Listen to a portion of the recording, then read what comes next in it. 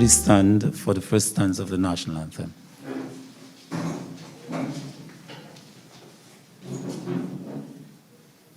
I love beauty, I love splendor, I'll do all so sweet and fair. Oh, most surely, gaze in wonder at thy gifts so rich and rare. Rivers, valleys, hills, and mountains, all these gifts we do extol. Healthy land so like fountains, giving cheer that warms the soul.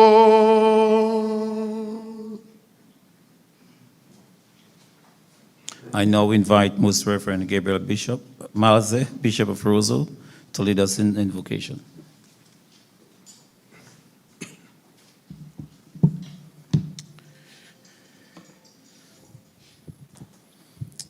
We begin in the name of the Father, and of the Son, and of the Holy Spirit.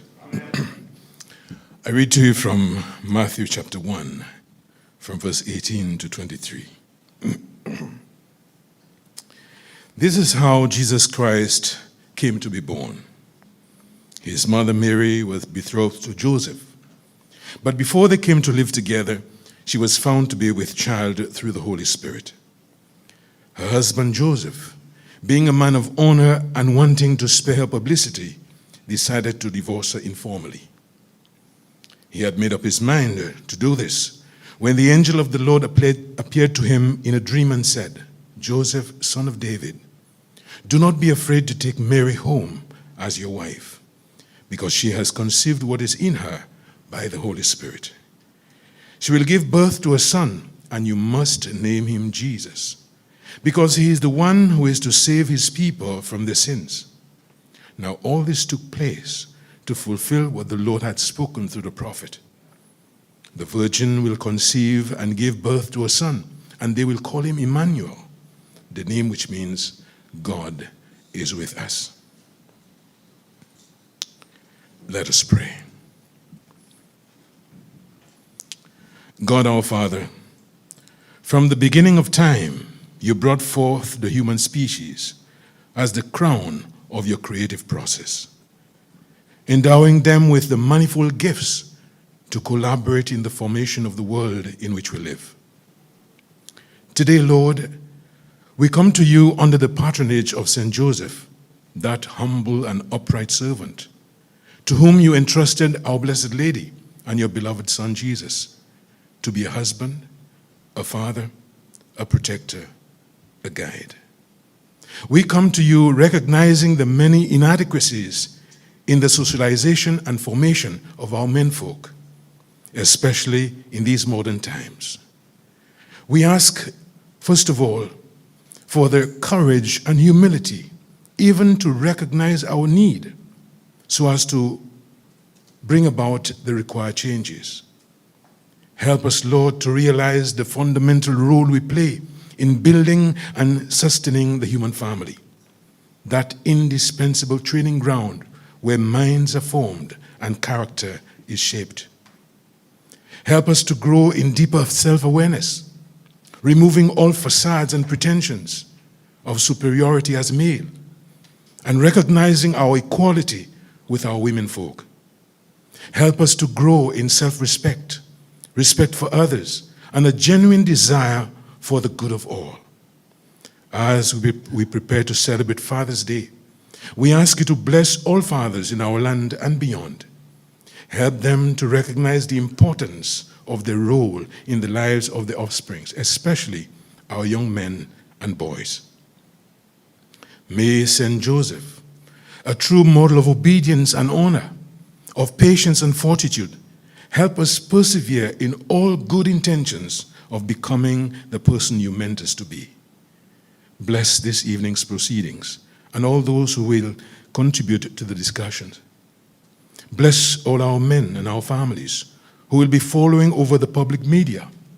May it serve as a true moment of grace for all. We ask all this through our Lord Jesus Christ, your Son, who lives and reigns with you in the unity of the Holy Spirit, one God, forever and ever. Amen. In the name of the Father, and of the Son, and of the Holy Spirit. Amen.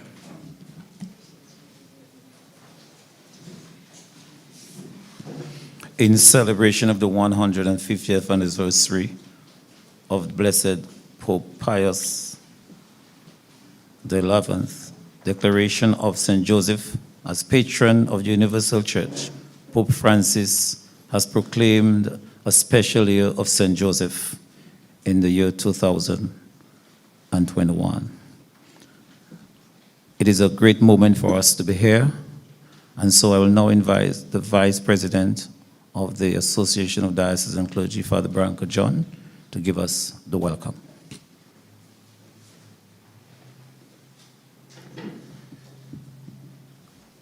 Most Reverend Gabriel Malzer, Bishop of Roseau, Father Herman Chaplis, President of the Association of Diocesan Clergy, executive members, along with members of the Association of Diocesan Clergy, other members of the clergy, Dr. Barry Kazemi, Program Officer, UWI Open Campus, our panelists, Mr. Lester Guy, Mr. Claude Weeks, Dr. Griffin Benjamin and Mr. Jeffers Paul, Reverend Mr. Jeffers Paul, a small group of audience members here, and those listening live on DBS Radio, Dominica Catholic Radio, and via social media, media practitioners, brothers and sisters, good evening.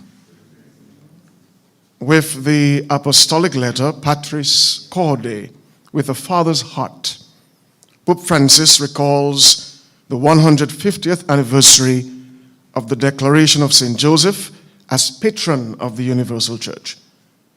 To mark the occasion, the Holy Father proclaimed the year of St. Joseph from December 8, 2020 to December 8, 2021.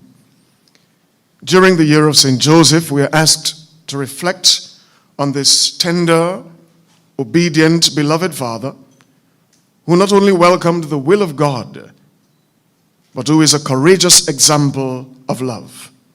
From St. Joseph, we can learn the value, the dignity, and the joy of work, and the beauty of fatherhood. In light of the dedication of this year, after this par excellence saint, the Association of Diocesan Clergy of the Diocese of Roseau decided to put together a formal conversation about the person of St. Joseph. This model of love and obedience, and a saint from whom we can learn the different aspects of manhood. On behalf of our Diocesan Clergy Association, I wish to welcome the brothers who have consented to lead this conversation. I welcome those physically here, present at the UWI Open Center, as well as everyone participating via the various media platforms. Sacred Scripture refers to St. Joseph as a just man, a righteous man. At a time in our story when justice and righteousness are almost taboo, the life of St. Joseph is appropriate for reflection. We should aim to be like St. Joseph because our community badly needs just and righteous people who think of the goodness of God and of others more than they think of themselves. Our society needs men and women who think seriously of future generations as they make today's decisions. Scholars love to poke fun at St. Joseph's silence in the Word of God, since he has no recorded words in the New Testament. They account for his silence by saying that if a man is living with two perfect people, his wife and his foster son, then he really has nothing to say. On the contrary, St. Joseph speaks very loudly by his actions and quick decisions for the good of his family and for the goodness of God. This evening's discussion is not only a start to a conversation, but to allow us to reflect on the issues affecting us and to foster continued meaningful dialogue that leads to a change of policy and behaviors. May our conversation this evening give us profound insight into the life of this just man and move us to a change of heart and behavior, thus bringing us closer to this model of humanhood for the glory of God. On behalf of the Association of Diocesan Clergy of the Diocese of Roseau, I welcome all of you to this symposium. Thank you.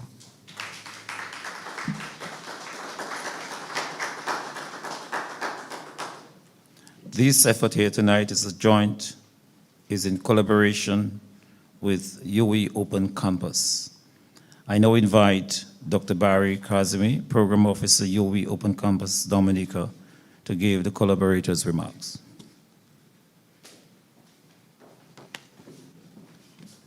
Most Reverend Gabriel Maze, Bishop of Roseau, Father Herman Chaplis, President of the Association of Diocesan of Clergy, executive members along with members of the Association of the Diocesan Clergy, our panelists, Lester Guy, Mr. Claude Weeks, Dr. Griffin Benjamin, and Mr. Jevers Paul. Our small group of audience members here and those listening on DBS, Dominica Catholic Radio, via social media and practitioners, good evening. Good evening, everyone. Welcome to the St. Joseph Symposium, which has been organized through the collaboration of the Association of Diocesan Clergy and the UWI Open Campus Dominica. The remarks I give are that of Dr. Kimon Joseph, head, UWI Open Campus Dominica, who unfortunately had other commitments and has not yet mastered the art of being in two places. When the association approached us at the UWI to assist with an activity that would present the theme of the church year as directed by Pope Francis in a tangible way, we could not say no. And if anyone listening doubts that, I dare you to say no to Father Herman Chaplis and Deacon Alvin Knight when they ask you for something. The truth is that the Open Campus, Dominica, when it comes to our administrative work, we have a small staff of 7, and there's always a danger of spreading ourselves too thin. But when Father Herman started the first meeting by blessing us, and so, well, we like blessings. Well, here we are today. What was most appealing for us about hosting a non-formal educational activity with the church was the proposed theme, St. Joseph, a model of different aspects of manhood. My friends, we live in a time today where boys continuously call upon to, quote, be a man. Well, what does that really mean? When we look at those who people consider to be, quote, real men, can we say that they really are models of what men should be like? The nice clothes, big chain, hustling drugs by the side of the road, is that what a real man should be? The office executive who can afford to send the wife and children on vacation every summer, but is never home for prayer time and mealtime, is that a real man? From the UWI standpoint, you may have heard in the past that we have lamented about the male underachievement in higher education. Our current statistics revealed a dismal 10% of the total registration of online programs and 25% of continuing professional education programs are men. Also, our investigations show that men are more likely to prematurely abort efforts in online and face-to-face tertiary education programs than women. In response, the UWI has focused on programs that are traditionally male in hopes of increasing enrollment. But here again, women continue to take advantage of training in quantity surveying, building construction management, and Cisco IT essentials. Yet, we are seeing a light coming through, as there are programs where men transcending our expectations once they have graduated. For example, many of the men who enrolled in our 3 sports coaching courses have gone on to create and lead grassroots coaching and mentorship programs in their communities. In addition, this year, we are noting that many of the men currently enrolled in our short courses have taken at least one course in the past. That means that while new enrollment by men is still relatively constant, the number of men returning to do 2nd, 3rd, and 4th courses are increasing. So ladies, keep praying, there is hope. There's also the preconceived notion in our society that a real man has to be tough, relentless, and as a result, what we see is that instead of real men, we have broken men. Men who are afraid of talking about their health, talking about their feelings and experiences, and afraid of seeking help when they need it. What we need now, more than ever, is that for men to work with other men and women. The world does not need perfect men, and really, the world has not seen a perfect man in the last 2,000 years. Instead, what we need is for men to stand up and take their place in society and make their positive contributions. This evening, we hear the therapist, the social worker, the medical doctor, the law enforcement officer, the teacher, and the clergyman. They are all different with their own unique experiences, with their own joys and challenges, within their own journeys through manhood. Yet, all four are family men who themselves are raising men of their own in their homes, in their professional lives, and in their community service. They will speak of key concepts that address issues of manhood. These include family life and the effects of fatherhood absenteeism, crime and violence prevention, men's physical and mental health, and men's spirituality. UWI looks forward to future collaboration with the Catholic Church and with the Association of Diocesan Clergy. We have already been working with individual priests like Father Mama, Father John, and Deacon Alvin, who have participated in our continuing professional education courses. Last year, the parish of St. Patrick was a client for the Introduction to Public Relations course, and most of what the students advised the parish have been implemented in the rebuilding project for the Granby community's upcoming 100th anniversary activities. We encourage the Catholic Church to join the others like the Gospel Mission Assemblies and the Pentecostal Assemblies who are partners with the UWI in training of the clergy, lay ministers, youth, and heads of church departments around the island in courses like ministerial leadership and management, developing leadership presence, public speaking and professional skills, and both introduction and advanced counseling. As we can testify, the harvest is rich, but the laborers are few. Therefore, if there is any hope for sustainable succession planning to work, people must be properly trained. In the earthly business, we ensure that employees get training they need, and yet God's business is even more important. Therefore, we cannot just throw people into ministerial leadership positions and expect them to swim. We must teach them to swim. In all, I have high expectations for tonight's symposium. I wish the presenters well, and I look forward to a lively discussion afterwards. All the best. Kimon Joseph.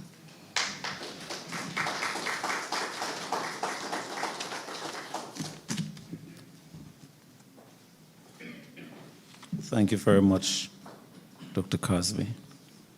We now get into business. Our moderator for tonight's symposium is Father Nigel Karam. Father Nigel Joseph Karam is the Dean of the Roseau Cathedral. He holds a Bachelor of Arts degree in theology from UWI St. Augustine and a license in theology with concentration in ecumenism from the Pontifical University of St. Thomas Aquinas in Rome. Before he completely dedicated his life to the work of the church, Father Karam was a member of JC's International and Sixth Form Cicero Singers. He also worked at the Royal Bank of Canada. Since his ordination, Father Karam served the Catholic Church as parish administrator of St. Teresa's Parish in Salisbury and St. Peter's Parish in Collioure. Also, he has served as vocation director and is currently the chaplain for youth and the convent prep. Through his service as dean, Father Karam administers the church's affairs in Roseau, Trafalgar, Wharton Waven, Mont Prosper, and Loda. Father Karam is originally from Roseau, and he enjoys hiking, swimming, watching good movies. I wish he introduced me to one of those movies. I now welcome Father Karam, our moderator for tonight's symposium. Welcome, Father.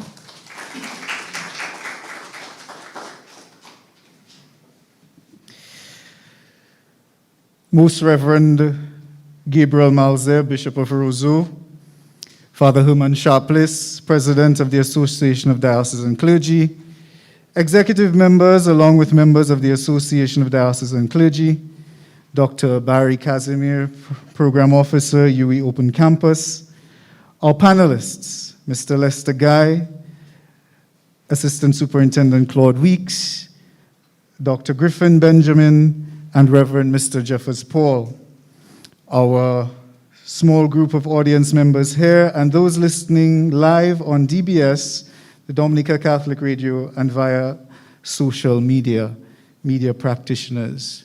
Good evening, brothers and sisters.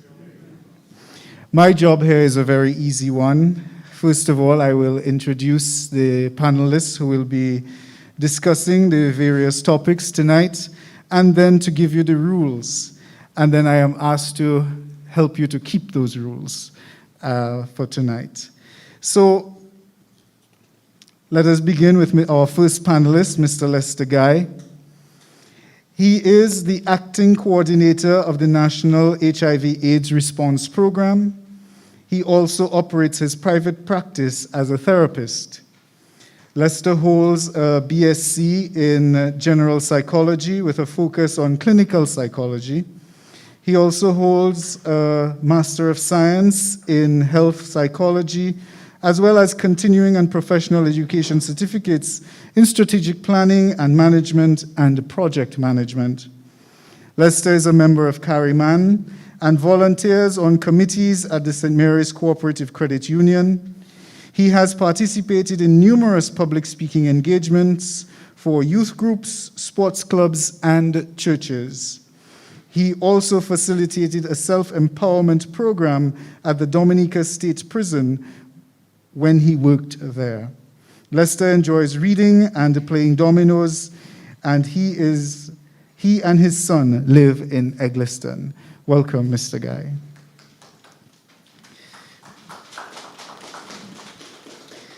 Tonight we have with us Dr. Griffin Benjamin.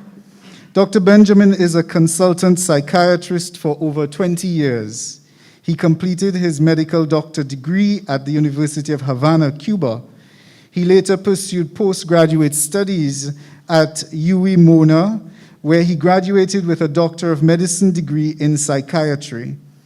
In addition, he obtained a master degree in public health from UE Mona and a master in business administration from UE Cave Hill. Dr. Benjamin has published several research studies, including risk factors for child abuse in Dominica, CAP studies on investigators of child abuse in Jamaica, and the attitude of healthcare workers to mental health in Dominica.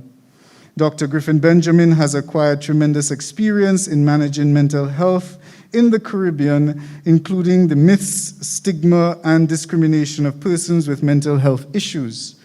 He is the leading advocate for the mentally ill here in Dominica. He is a family man, an active Christian, and a proud husband of Dr. Lyris Benjamin. The couple has 3 children. Welcome, Dr. Benjamin. Assistant Superintendent Claude Weeks is a career police officer in the Commonwealth of Dominica Police Force for over 37 years. He holds the rank of Assistant Superintendent of Police and is the head of the Roseau Police Station. Weeks is a graduate of the University of the West Indies. He holds a certificate in public administration and pursued studies in national security and strategic studies at the University of the West Indies, Mona. He holds a postgraduate diploma in human resource planning and development from the Institute of Applied Manpower Research in India. He also pursued legal studies at Holborn College, London, the United Kingdom. Mr. Weeks has been extensively trained locally, regionally, and internationally.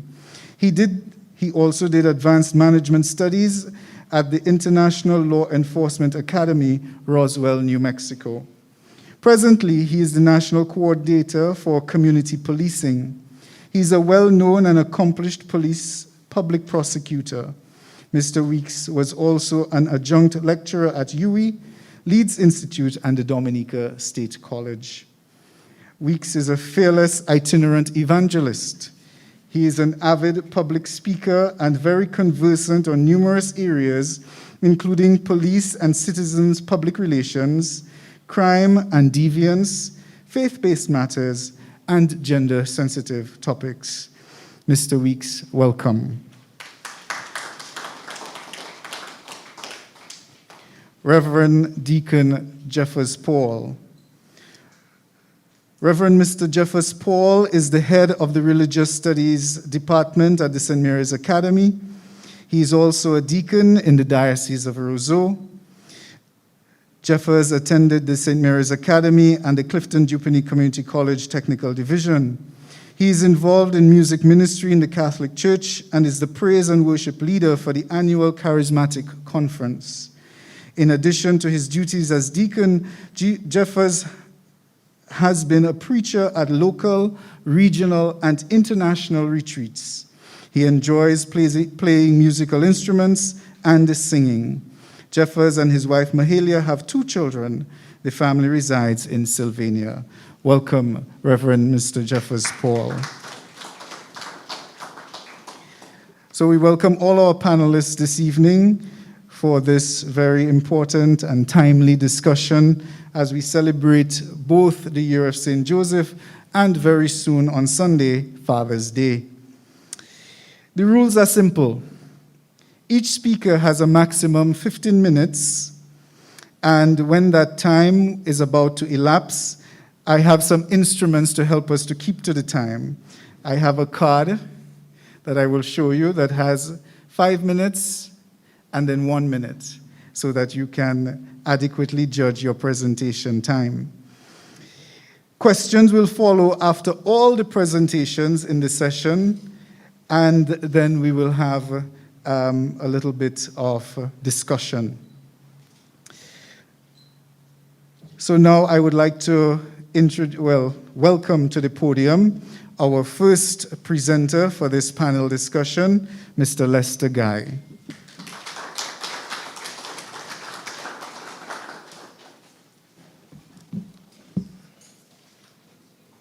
Okay, so Most Reverend Gabriel Mazer, the Bishop of Roseau, Dr. Branca John, Father Branca John, Dr. Barry Kazemi, Father Herman Chaplis, and Father Nigel Karam, who's our moderator for tonight, and also my panelists, Dr. Griffin Benjamin, Mr. Claude Wicks, and Deacon Jeffers Paul. Good evening to also our participants who are here with us in this forum, and for those persons who are listening on Radio Land. I think it's a privilege to be here. And as a father, it's good to stand in front of so many fathers. But I will not waste so much of my 15 minutes, so I will jump right into it. I was asked to look a little on manhood and fatherhood, the effects of fathers' absenteeism on children and adolescents. And I will be honest with you, there's no way I can speak as it relates to absenteeism of the father when I come from a cultural background which spans way back to the motherland, Africa. And when we look at fathers and the roles of father, how it has affected us and how it has developed over the centuries. Again, I always say culture is dynamic and there are changes that occur as we go. But as a psychologist, I will focus a little on psychoanalysis and the stages of development and how it affects children from a father's point of view. I am one of the admirers of Sigmund Freud, which is the father of psychoanalysis, so I will somewhat look at my discussion as it relates to how we develop and the effects it have of the absenteeism of father on children. So most of us will probably be familiar with the stages of development by Sigmund Freud, which is the oral stage, the anal stage, the phallic stage, the latent stage, and the genital stage. And I will kind of home in a little on the phallic stage, which is between 3 and 7 years, where we have the concept of the Oedipal complex. And again, when we look at a child and a child's development, we have to take those stages of psychosexual development into consideration.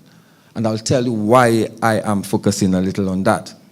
Within that stage, Erik Erikson, also psychoanalysis, talks about autonomy and doubt.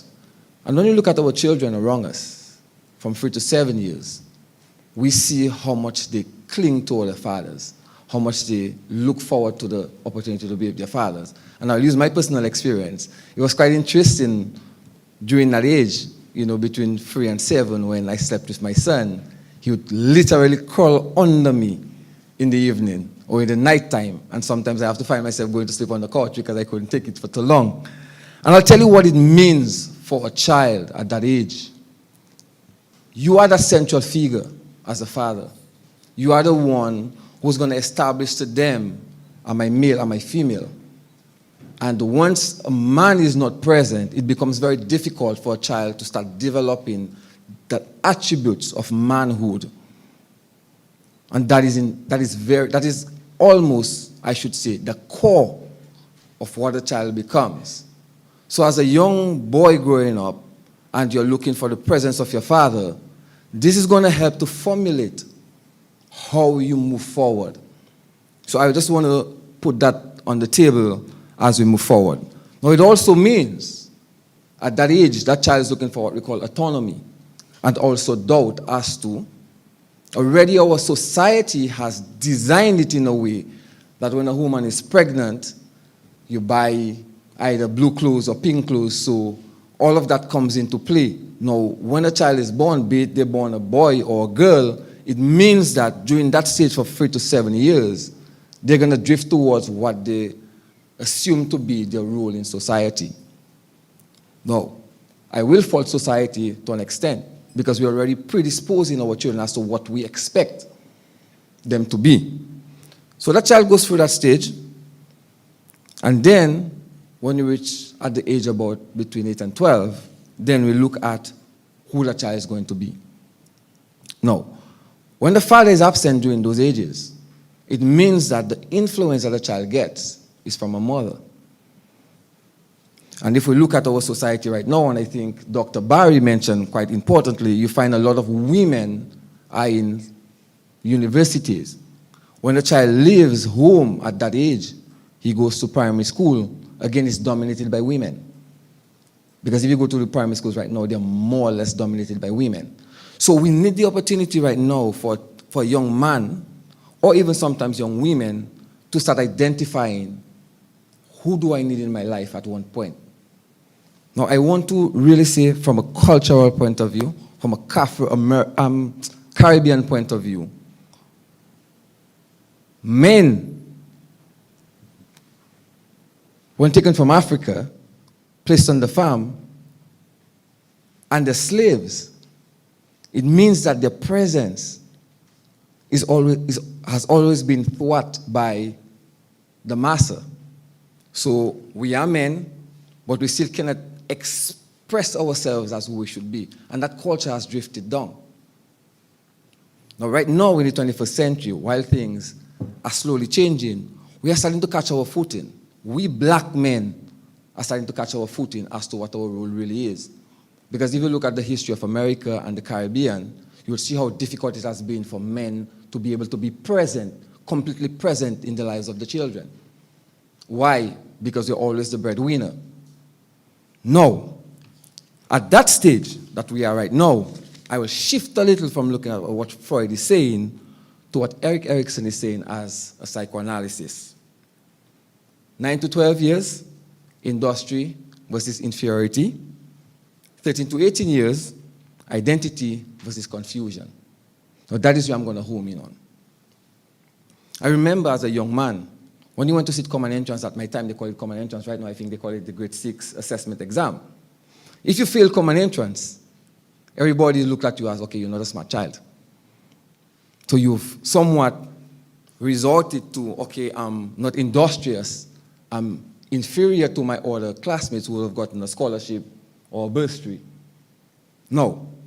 It means that when a child reaches at that stage, when your father is in your life, it means that he gets to prop you up, he gets to buffer you, because he lets you know that, okay, even if you may not be that academically inclined, there are so many little skills that we do around the house that I realize that you have all the gifts. So the child holds on to that. For somebody like me, from my personal experience, I held on to that. So it made me make the shift over from feeling that I'm a little bit inferior, because I didn't pass common entrance. But here I am right now. Because I built a relationship at that time, although my father wasn't a principal figure in my life, but during my high school time, I could interact with him, and my confidence and self-concept changed. And you start realizing that you have a lot more to offer than you initially thought. No. When you go through this 9 to 12, which is 4 to 5 years, and you start figuring out who you are, then when you reach 13, between 13 and 18 years, you start getting identity for yourself. This is me. I might not be the smartest one in the class, but I can measure up to everybody else. Now, if my father, he has no relationship with your father, he's not there, you get lost in that maze. And that's why I'm going to emphasize on the fact that so many young Caribbean men, I think probably I'm going to make a wild guess, at least 35% of us here didn't grow up with our dads. But what happened is that we catch ourselves at a point, because I made the change when I was about 17 or 18 years of actually formulating a strong relationship with my father. So that gave me, or that propelled me to become who I am right now. So when we look at the topic that we are really looking at, the effects of father absenteeism on children and adolescents, there's so many of us, and when I say us, I don't mean those of us who are in the room, but so many of us had lost our way because there wasn't a strong father figure to guide us as to where I expect you to go. And I see something very interesting for our young men right now, because most of them grew up with their moms. The minute you see that that authoritative thing is no longer there, they start drifting away. I can remember the last time, and it's clear in my mind, when my mother attempted to beat me. I was her height, I was taller than her. And it's right now, I'm on your level. How am I going to manage it? How do I manage it? And I simply have to say, I'm at an age right now that I don't think it's appropriate for you to do it. But when you have a father figure in your life, you look at it differently, because he's still taller and bigger than you are. So that authoritative figure in your life still remains constant, which guides you just a little bit more. Right now, I'm sorry, because fathers are null and void in so many young men's life. By the time they are 17, 18, and 19, they have already drifted away. And that's why right now, in the little practice that I have, where a few young persons come in, you find a lot of guys come in, and they haven't really found themselves. They're 28, 29 years, and they haven't found themselves. And when you ask about their fathers are null and void. So how do we remedy that? How do we remedy that situation right now in our society? I've had the privilege of listening to Mr. Wicks speak on so many times, in so many settings, and you get this gentle reminder of, as a young man, you need to get a real model, not a role model, a real model, because sometimes those that we target as role models sometimes are really not role models. So, what do you say to young children right now who their fathers are not in their life? How do they approach it? Father, wonderful. The time spent with your children, extremely important. It may not be as quantitative as you want it to be, but you want it to be qualitative. And that is one of the things that I have attempted to do a lot with my son. For the first 5 years of his life, he was out studying. He was out with his mom who was studying. I was out myself. But when he came back, I made it a point of duty to spend quality time with him. Why quality time? Because sometimes you spend the quantity time, but you don't put value to it. You have to put value to the time that you spend. Be it 5 minutes, be it a time on the telephone, you make it qualitative. And that, again, if I have to look at all of the qualitative things that you can do with your children, why it's difficult sometimes for young men who have not had that opportunity to spend quality time with their father, why they drift apart. You see it all around us right now. More than half of the young men that we know are on the road looking at us fingers dark, lips dark, because they are smoking or drinking or getting involved in so much social deviant behaviors. But when you take the opportunity to actually sit with some of them, you realize that they've never had father figures in their lives. And they're looking for somebody to hold on to share stuff with, and somebody that can say, listen, you can do better. Let me see the best version of you. You still have the opportunity of showing the best version of you. So really, when we look at the development and how the whole,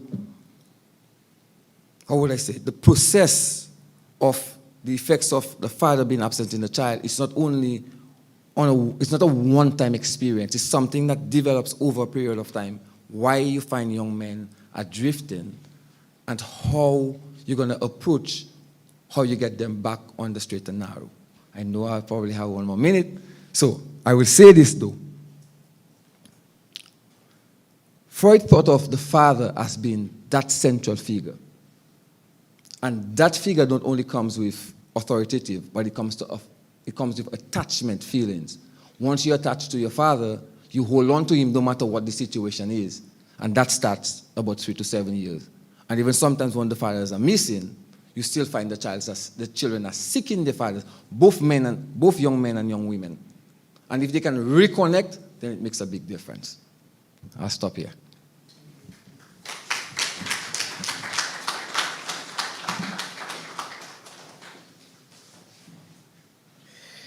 Thank you very much, Mr. Guy. Thank you for keeping within your time. We truly appreciate it.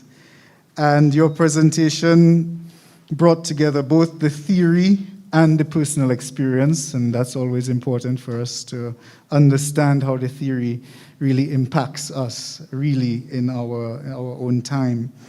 And the lack of fathers or father absenteeism leads a lot to identity issues, and where young men are not able to find themselves and find their place. And you invited us to think about how we remedy that situation by having real models and not role models, the importance of quality time and mentoring.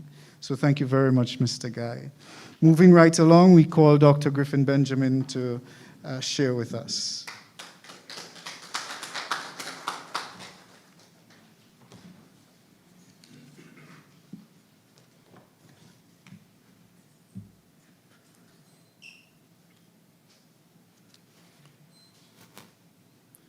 The Most Reverend Gabriel Malzer, Bishop of Roseau, Mr. Moderator, Mr. Chairman,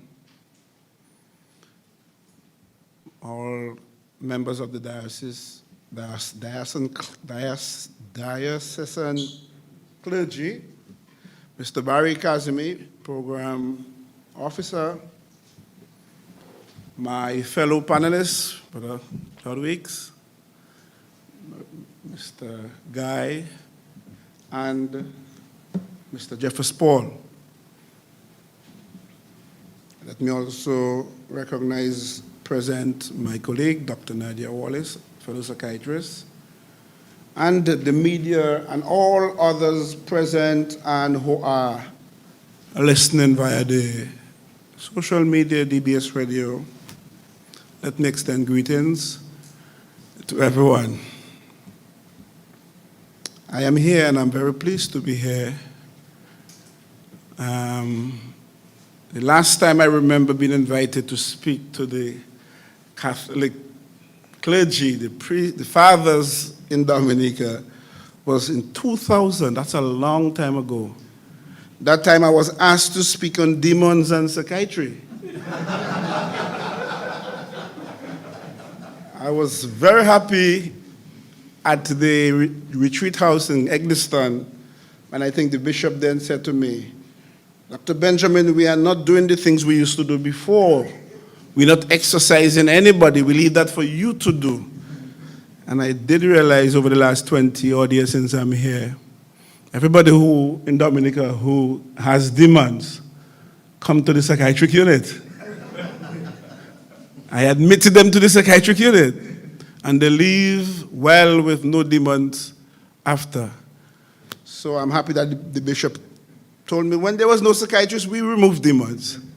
But since you are here, we no longer do that. There was a particular time in 2007, 2008, when there were demons won the prowl in the Pierre Charles Secondary School. I don't know if you remember the time. I was so pleased the way the clergy assisted me, because I sent about 12 of these girls down to the psychiatric unit, and I just couldn't get to the crowd out of the psychiatric unit. They came to look at the girls with demons, and a clergyman came to me and said, I'm going to clear that yard for you. I didn't know what he was going to do. He left me inside, and he said, come and see. He told the crowd, come forward, and he addressed the crowd and said, I'm going back in there, and I'm going to remove the demons in these girls, and it's going to pass right here as it exits the psychiatric unit. And the crowd melted away. No one wanted to be interfering with demons. But for me, I'm happy that this program is hosted tonight. The topic is timely, St. Joseph Symposium, and it deals with manhood, men. It's a bold initiative. It's, I believe the Catholic Church is in a very strong position. It's a powerful position to organize this activity. It is the biggest organized church in Dominica, and it can influence and change behavior if it chooses to do that. Father's Day is coming up next week, and I think it is time that we, on Sunday? This week, Sunday, well, next week, Sunday's next week.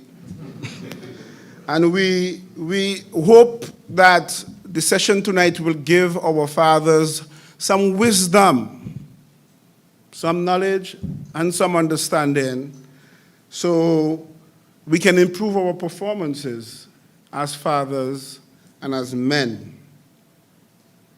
So my fellow panelists and I are discussing this topic, and we really wish that people become educated. My specific area of discussion tonight is masculinity and men's health. I shall address this topic firstly by discussing the meaning assigned to the concept of masculinity and attempt to answer one or two questions. One of the questions is masculinity a health concern? Is it a mental health? Is it a mental disorder, masculinity? Are our men healthy? Are we doing okay? I hope I can answer that question tonight. Secondly, in the second 5 minutes, I shall lead a discussion on the important roles of men in today's society, and I may attempt to answer other questions. But how does the designation of gender roles disproportionately affect males in our society? Can our men do better? Can we do better? Is there hope for us?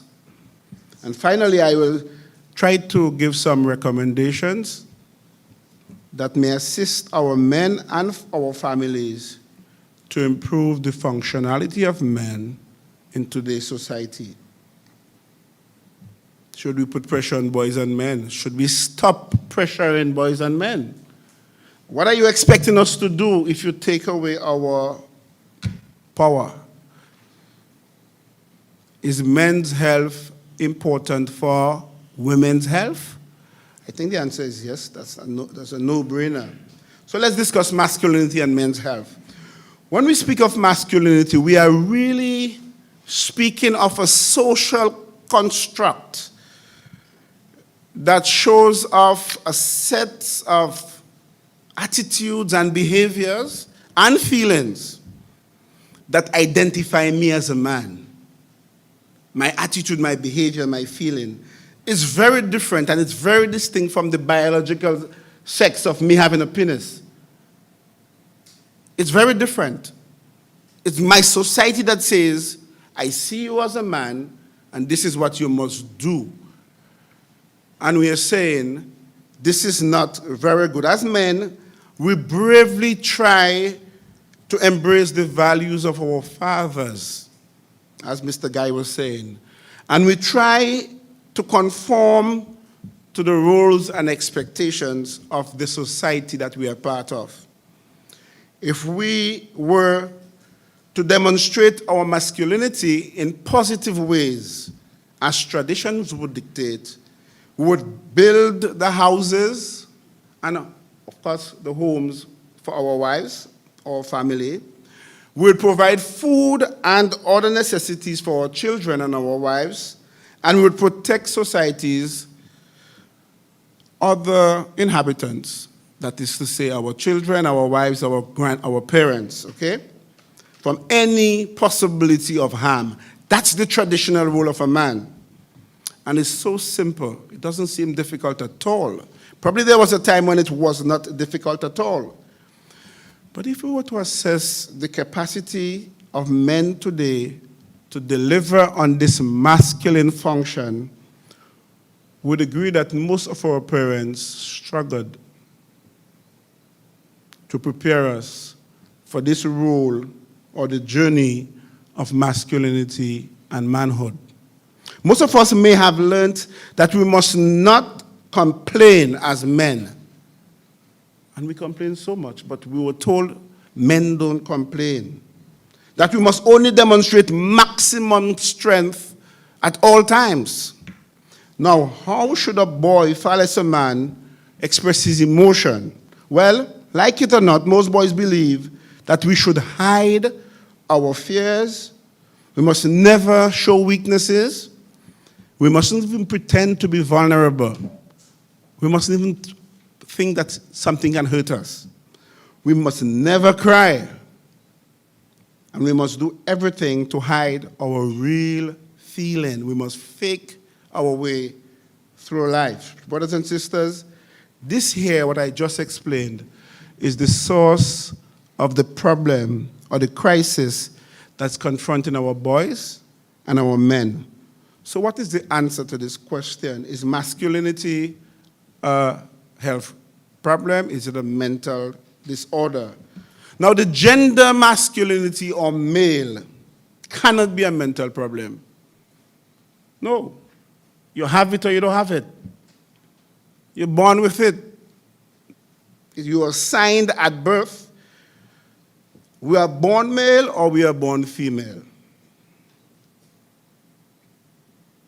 And the society expects us to behave like male or female. That should be no problem whatsoever. Some of us find out later that we do not conform to either one or the other. So, we are neither male or we are neither female as we were born and as we were identified by our parents at birth. And the issue of gender identity is an existential problem in our society today. But this is not the reason I'm talking to you, so I'm not going to talk about homosexuality and these things. So I'm dropping that right here. That's not what I'm here about. If I'm to say that masculinity is a major health crisis, then I should be able to demonstrate the seriousness of the health problem that our men are facing on a daily basis. In psychiatry, we say that for a man to have good mental health, a person I mean, but man, the Bible used to say man, so I'll say a man, he must be able to realize his true potential. He must be able to realize his true potential. He must be given a chance to do that. He must cope with the normal stresses of being a man. And he must work productively to take care of his family, of course, and he must contribute meaningfully to his community. Now, that seems very easy, but we know that there are people with mental health problems. Unfortunately, the statistics show that masculinity and men are undergoing a major crisis. Let us review some statistics available to all of us. From a mental health and from a public health standpoint, our men are in deep trouble. Let's look at public health. You look at violence, and I know the brother is going to speak on violence, and I'm sure he's going to tell you men give him more work to do than women. We know that. I don't have the figures, and I know Mr. Weeks would give you that. Substance use and misuse. I know for the place I work, more than 80% of my admissions would not happen if our men were not using drugs. Incarceration. Have you any women in the prison as we speak? May or may not. Maybe one. And the other 300 are males. Mental health. Depression is a leading cause of problems in the world. And our men self-medicate. How do they self-medicate? By using hard drugs, alcohol, marijuana, to feel better. For every more men commit suicide than women, 4 to 1. For everybody who successfully take their life, 4 of them are men, 1 may be a woman. From a physical health standpoint, life expectancy, our women are living 7 years longer than us. A disease like cardiovascular disease, we are so active, yet we are likely to die from a cardiovascular disease. 50% chance of dying of a cardiovascular, more than women. Cancer, 80% chance of dying from cancer, more than women. School health and discipline. Most of our dropouts are boys. Most of our suspension and expulsion by the principal are boys. And just basically the quality of life we live. Family well-being. Most of what Mr. Guy was saying, we struggle in the school and at home. We basically have poor relationship with our fathers or our sons. We are on the street in destitution. Most of the people on the street are men and boys. And there are boys on the street too. And the retirement homes, they're mostly men who didn't build their own homes when they could. So we can safely say that masculinity is, as far as the expectations of the roles of society attributes to men and manhood, it is in crisis. Masculinity and what is male is undergoing a mental health crisis as we speak. We are definitely not okay, and we are probably in a similar place as femininity and females were some 7 or 8 decades ago. I don't know if you know that. Women were in trouble 7 or 8 decades ago. So I know we have a problem. Because of time, I'm going to go to answer the second question. So the second matter that concerns me is the important role that men must play in today's society. Is there still a role for traditional male? How does gender role affect boys compared to girls, or men compared to women? Can we do better? We have established that the traditional role of men in society was to construct, to provide, and to protect. We believe the traditional role for women was to do what? To nurture and care for the house and to focus on the children. And they did an excellent job until now. They're not doing that job anymore. That's a fact. They're not doing that job anymore. And we are talking about men in crisis. Society is in crisis. Men were expected to express our masculinity by being the dominant power, seeing life like a competition of winners and losers, and doing all our actions with high degree of aggression. So we believe that we are all powerful and we must use our power to construct, to provide, and to protect. But we operated under the construct that women were weak, and of course, they were less valuable in society. Don't be like a woman. That's what they would tell us, not so? If your daddy wants to hit you or knock out, you just call you a woman, and that knocks you out. As if something is wrong with being a woman. But that is the construct we had in our head at that time. Women were weak, they were the lesser vessel, there were all sort of things that were demeaning. Is there still a place in Dominica or anywhere that we want to live that men can really dominate through the use of power, money, and sex? Is there still a place like that? I don't know where that is. If you tell me where, some of us will go right there and live. We use our money and of course sex to exert power. But today, who has the money? Our women are dominating the workplace. Men are far outnumbered in university graduating classes. And professional life, the lawyers. Who are the lawyers in Dominica? Who are the doctors? Who are the teachers? No profession is protected and dominated by men anymore. So we are no longer able to communicate with money. Our actions are no longer looking outward. We have to look inwards. And we have to begin to respect our partners. We are struggling and are no longer self-sufficient.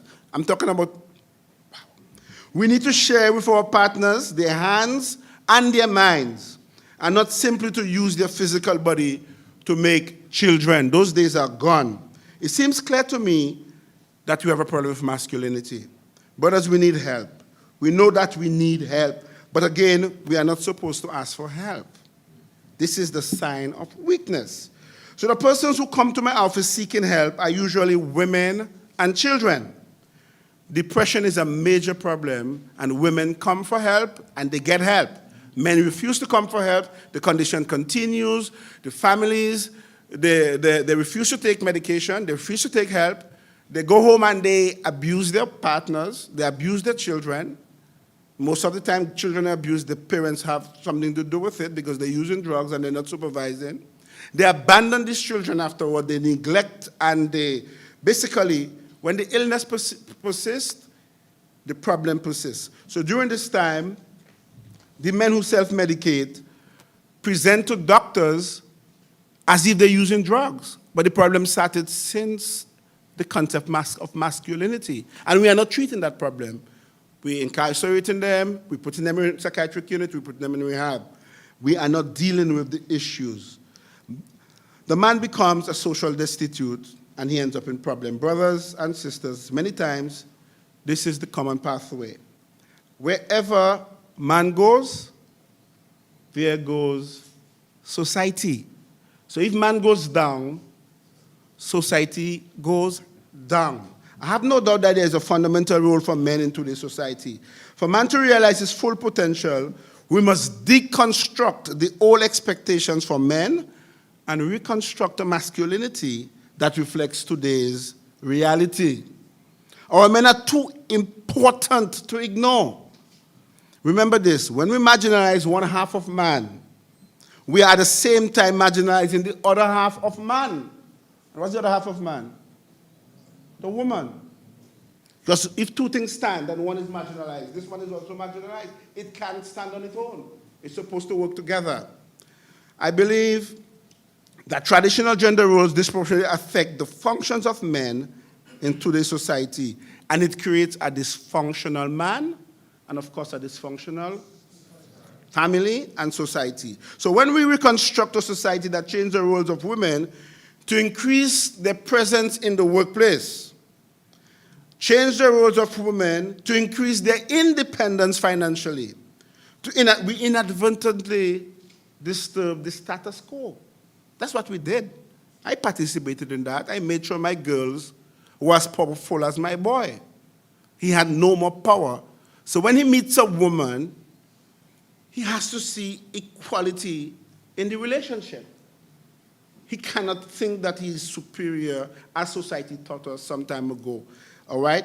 We created services in health to take care of women for 30, 40, 50 years ago. We call it maternal and child health services. If you go to the health center, most of the workers in the health center are taking care of women and children.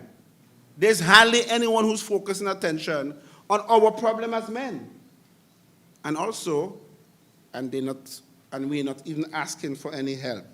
So let me end here, as indicated, by trying to ask the question, can we do better?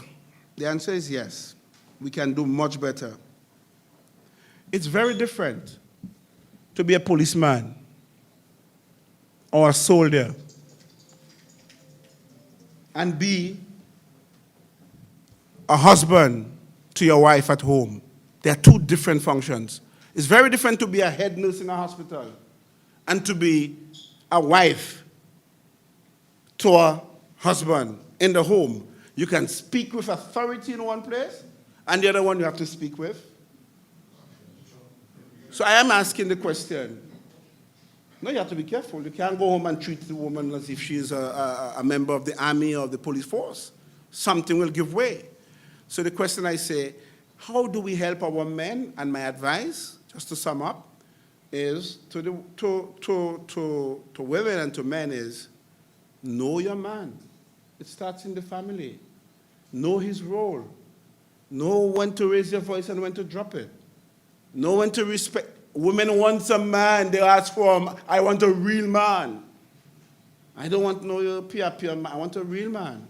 Well, when you have a real man, you have to speak to him as if what you're asking for, when you get it, deal with it.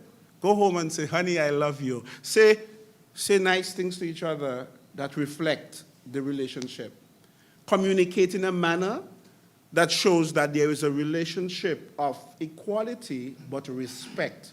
If you demasculinize your man, don't ask him to be a man. That's all I wish to say to end.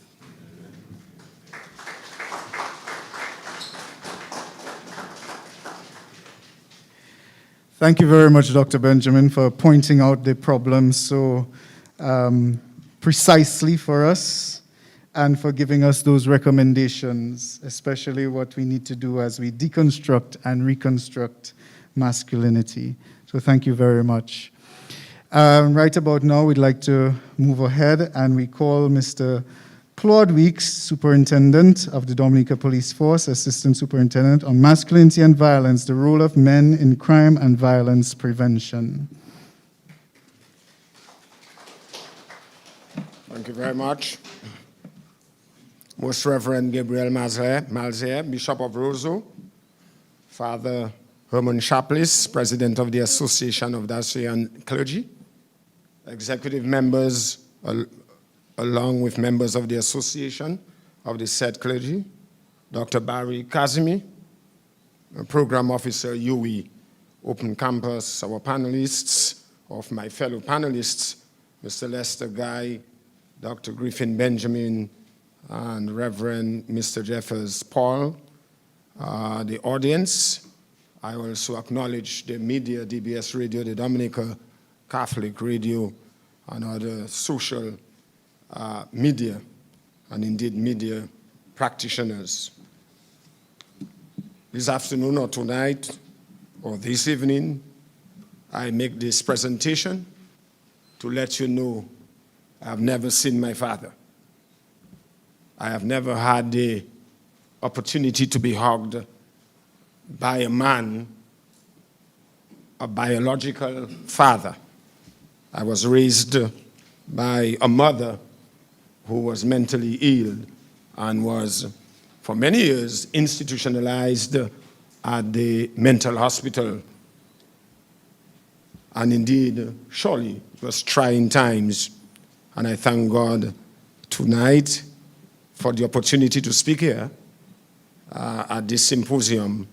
And I also thank God for his grace and his mercy. And I deem myself as a miracle child and a work in progress.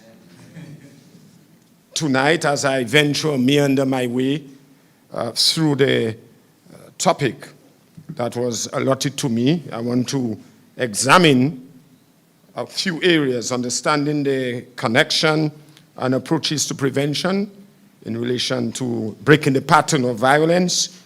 I want to center a little bit on youth violence and what difference can fathers/parents or the family at large make, the culture that breeds violence, and committing to know God's plan and purpose as we look at preventive measures. I greet every one of you in the name of the Lord Jesus Christ, and indeed it gives me immense pleasure to be part of the panel to discuss the subject matter, masculinity and violence, the role of men in crime and violence prevention. I'm always overwhelmed and with gladness and joy to speak on these issues that are affecting us as a people. Ladies and gentlemen, at the outset, I wish to make a few quick points. Violence has become one of the most pressing social and governance challenges facing our governments and people. The growing prevalence and severity of crime in our societies is cause for concern and cannot ever be left unchecked. Violence has become one of the most acute development issues in the global agenda. Violence involving young people is nothing new. In fact, the Bible's first recorded murder occurred between Adam and Eve's sons when Cain and Abel, and we know the story that can be found, or may I cite respectfully Genesis chapter 4, verse 8. That fatal blow began a legacy of aggression for the human family that has continued ever since. Western culture defines specific characteristics to fit the patriarchal ideal that masculine construct. The socialization of masculine ideas, or ideals rather, starts at a young age and defines ideal masculinity as related to toughness, stoicism, heterosexism, self-sufficient attitudes, and lack of emotional sensitivity and connectedness. Boys learn to be men from the men in their lives, from their own experience navigating our social norms, and from the large social and cultural context. Boys live under intensified pressure to display gender-appropriate behaviors according to the ideal male code. Looking at the development of aggression throughout childhood, we know that not only do aggressive behaviors can emerge at an early age, they also tend to persist over time without early intervention. The socialization of the male characteristics mentioned above also onsets at an early age, making it prime time period for intervention. Now let us examine the connection between masculine culture and violence penetration.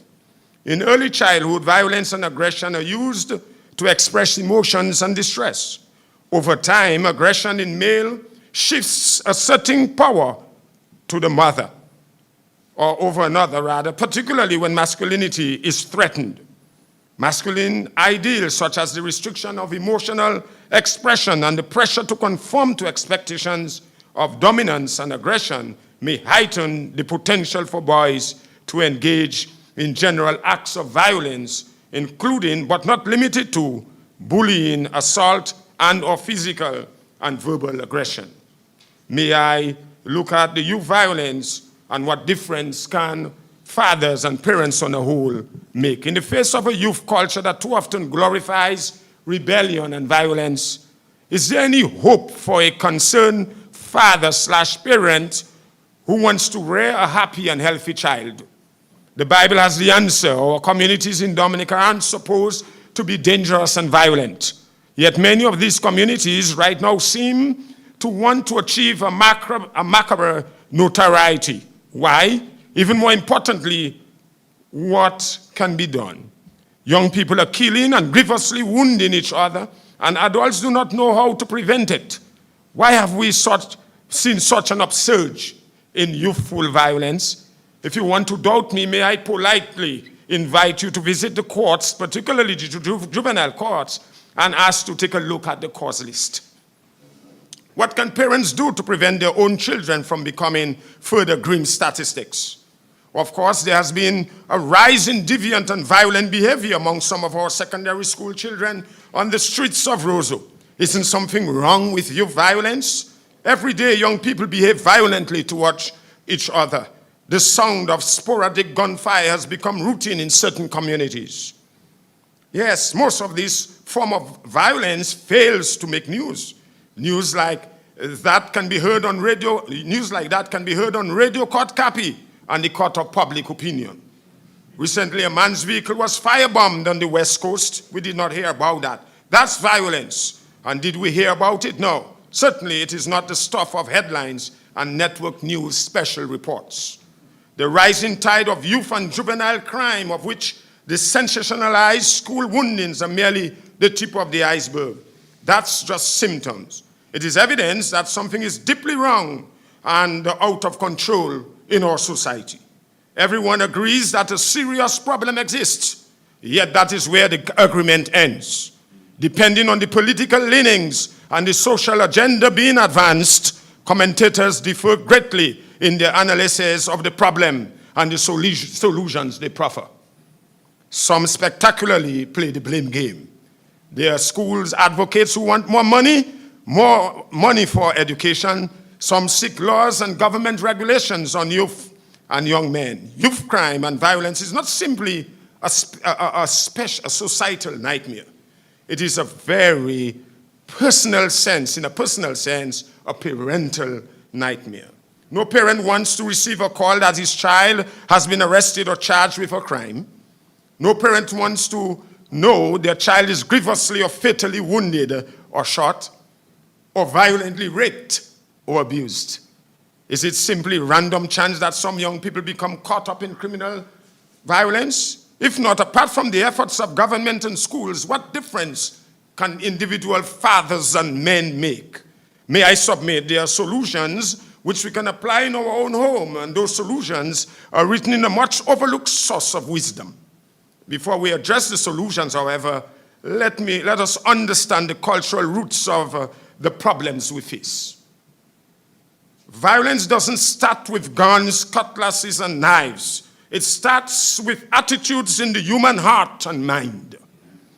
After all, Cain didn't need an M16 or an Uzi to murder his brother Abel. The spirit of murder and violence is the very opposite of the biblical injunction to do unto others as you would have them do unto you. It involves an utter lack of respect for others and a total lack of empathy. Social commentators bemoan the direction of much of popular youth culture. Nihilism, the belief that there is no meaning or purpose to existence, has crept into youth culture and is pervasive in much of the popular music that has been shaped this generation of young people. All you hear from the young people, there is a way to die. If I die, so what? U.S. News and World Report contributor John Leo recently wrote a column entitled, and I quote, "When Life Imitates Video." He posed the question, did the sensibilities created by the modern video kill games play a role in the Littleton massacre? We remember that a few years ago. He continued, and I quote, "But there is a cultural problem here. We are now a society in which the chief form of play for millions of youngsters is making large numbers of people die. Hurting and maiming others is the central fun activity in video games played so addictively by the young," close quote. Rebellion against social norms has increasingly marked the younger generation in the past century and is worsening as we are already 21 years in the 21st century. Within a decade after the end of the World War II, music had become a symbol of emerging generation gap. Rock music, and we have types of music now, contemporary music, was characterized as the sound of protest and rebellion. Generally coupled with unorthodox clothing and hairstyles, it was in the front ranks of an emerging youth culture. In the late 60s and early 70s, drug use exploded onto the scene as a part of the youth counterculture, encouraged explicitly and implicitly by rock music. In order to retain shock effect, the cutting edge of youth culture became increasingly bizarre and extreme. In more recent years, body piercing and tattoos have been popularized among the young, particularly our girls. Some youths fascinated with death and the macabre call themselves goths and wear black clothes and dark painted fingernails, embracing a decadent and nihilistic culture. With each new development, the counterculture moves further to the edge of what is considered destructive and insane. One step behind, the mainstream moves increasingly in the direction of what previously was the counterculture. Like it or not, there is a battle being waged for the hearts and minds of our young people, a battle many parents are losing for various reasons. Many parents are not even aware of the values so many young people are embracing, even as mainstream society is also in rebellion against the idea that there are absolute moral values which will never change. If there is no eternal truth, then who is to say what is right and what is wrong? The ideas of such men as Charles Darwin, Sigmund Freud, and John Dewey set the intellectual tone prevalent in schools and universities throughout most of the past century. The seed planted by these men and nurtured by their successors has now blossomed and brought forth fruit that is both bitter and deadly.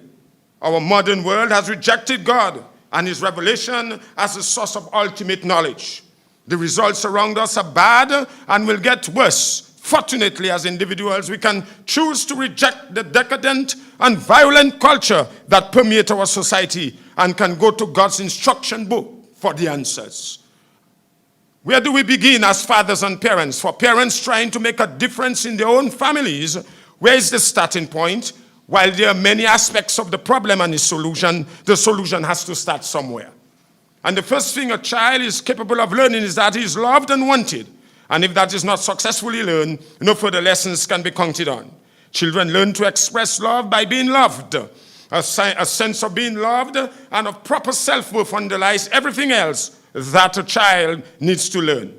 The mother is the first person with whom a child comes into contact. She plays the most vital role in the child's young life. Any attitude or action that diminishes a father's importance, a mother's importance, is both wrong and destructive. Daycare may be a necessity for some, but it is no substitute for maternal or paternal love. Yet love alone is not enough to rear successful children. In my opinion, parents can deeply care for their children and still impart harmful attitudes. It is simply wishful thinking to believe that by giving affection and meeting a child's physical and material needs, the child will automatically become a successful, well-adjusted adult. The vital role of respect and self-control as I start together, and I'm sure Father Karam would be generous, mightily generous, as he did with the dear doctor. The vital role of respect and self-control. Dr. James Dobson points out in his classic work, Dare to Discipline, affection and warmth underlie all mental and physical health, yet they do not eliminate the need for careful training and guidance. At a recent psychologists' conference in Los Angeles, the keynote speaker made the statement that the greatest social disaster of this century is the belief that abundant love makes discipline unnecessary. He said that some of the little terrors who are unmanageable in the school classroom are mistakenly believed to have emotional problems. It becomes obvious that the children have simply never been required to inhibit their behavior or restrict their impulses. The first lesson a child is capable of being taught is to give and receive love and affection. And that should be the starting point for teaching respect. And we heard it in some of the presentations. The parents are the first authority father figures. I told you that I never had a father. I do not know what it is to be embraced by a man saying, my son, I love you. But I know that my mother, who is now 85, still hugs me and says, Claude, I love you. The first of God's 10 commandments, a child should be able to start to recite that. And we tell them, honor, according to the Bible, honor your mother and your father. Respect for others in general and respect for authority in particular is vital for a healthy approach towards life. And this includes respecting others' property, learning to say please and thank you, these basic things, and showing proper deference towards adults. Respect for life must be instilled from an early age. Parents must also recognize, fathers must recognize the many ways in which children are bombarded with the opposite message. Much of children's popular entertainment, from music to cartoons, popularizes a smarter-like approach to life. Parents must not sit idly by while their children are exposed to messages that contradict all that is good. They must ensure that their children look to them with love as the primary influences in their young lives. So while parents can totally shut out other influences, they can, particularly with young children, greatly minimize them, though this takes time and a willingness to reject the path of least resistance. And this will undoubtedly mean shutting off the television much of the time and carefully monitoring messages to which a child is being exposed. But parents can be full-time censors. They must teach their children proper self-control. A little baby comes into the world with virtually no self-control whatsoever. He can't even control his own bodily functions, much less his attitudes and impulses. If he is hungry or wet or uncomfortable in any way, he will probably let you know it quickly at the top volume. This may be cute in an infant, but as long as he grows up, that would be arrested. External discipline should not be viewed as an end in itself, but rather as a means to development. Partially because of excesses that are truly abusive, the pendulum in our society has increasingly swung away from accepting corporal punishment as well. That's another issue, and for time, I won't be able to elaborate so much, but that's a big issue. Many so-called experts are opposed to spanking in any form. Yet any adult who has grown up in a balanced home can testify to the truth of the Bible injunction. And I quote, "The rod and reproof give wisdom, but a child left to himself brings shame to his mother." So how do I bring in God's plan quickly in that? I say that I have just a few, maybe about 2.5 minutes.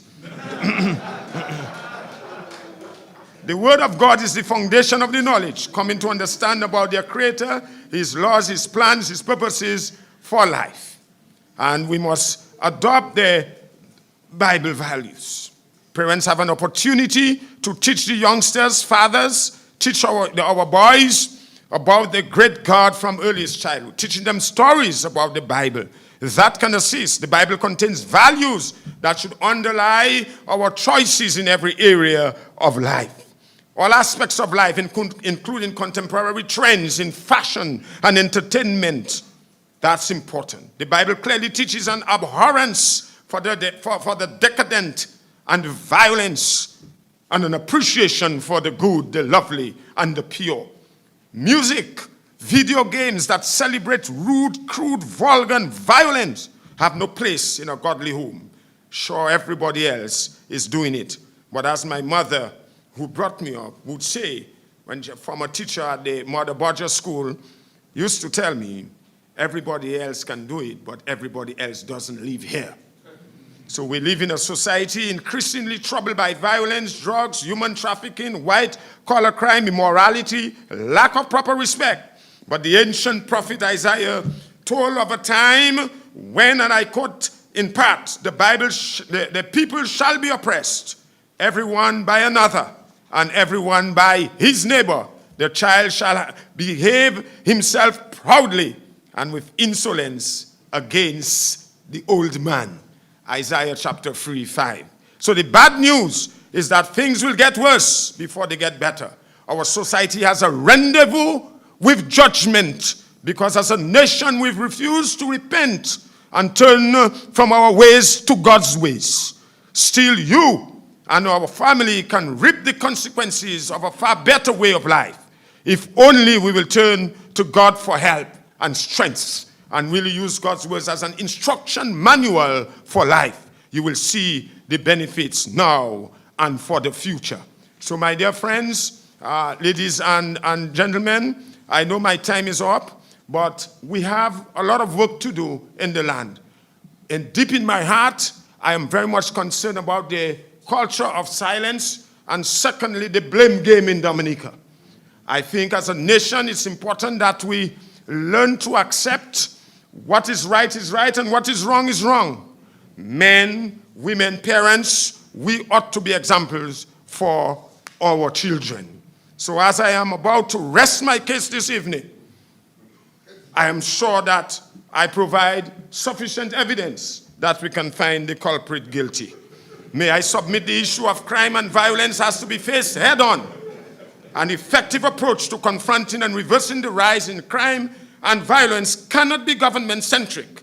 I humbly submit, if we are to make inroads to reducing and preventing violence, our approach should be comprehensive and include all stakeholders in society: government, legislative bodies, judiciary, law enforcement agencies, business community, NGOs, religious organizations, village councils, not only to build bridges and old concrete roads, but to build minds and empower our young people, youth and sports groups inter alia. Indeed, fighting crime and violence is everybody's business. As a nation, we must build and develop partnerships and synergies to suppress violence. Fighting crime is everybody's business. God bless you, and God bless Dominica.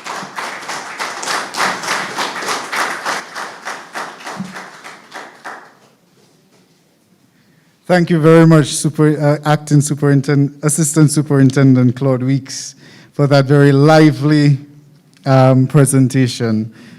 I'm sure it will never be said again that priests are not generous. Moving right along, we're coming to the next section of our presentation tonight, and we'd just like to call Reverend Mr. Jeffers Paul to share with us on Saint Joseph, a model of different aspects of manhood. Let us welcome Reverend Paul.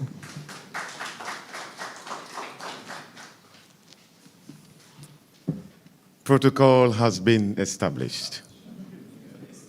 Greetings to everyone here present and to those who are following us or with us via the various media platforms.